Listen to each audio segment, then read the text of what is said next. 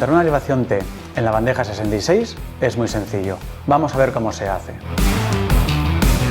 Aquí tenemos montados unos soportes verticales y sobre ellos vamos a hacer la derivación. Lo primero que tenemos que hacer es cortar el lateral de la bandeja.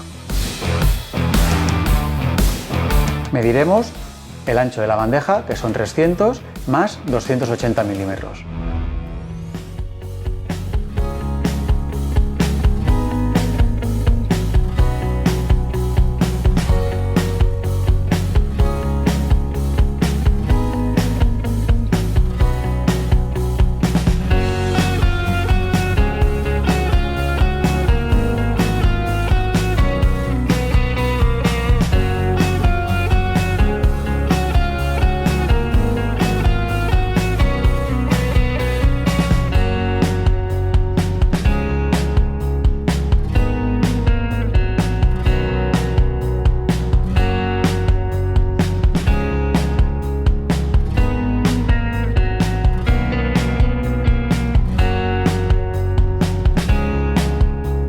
Para este tipo de montaje debemos usar tornillo metálico.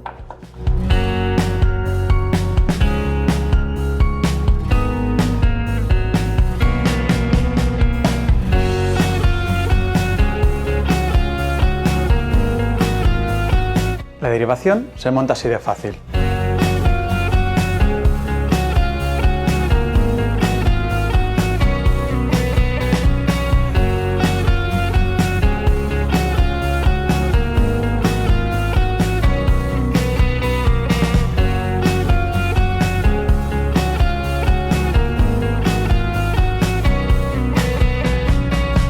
La pieza es redondeada para respetar el radio de curvatura de los cables.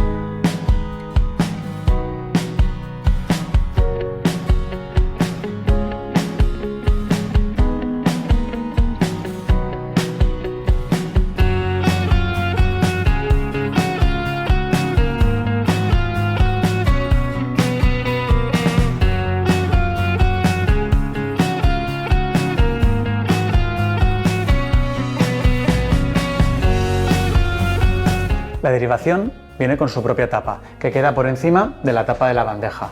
Así nos oculta el corte. Además, incorpora estos tornillos para asegurar su fijación. Son opcionales.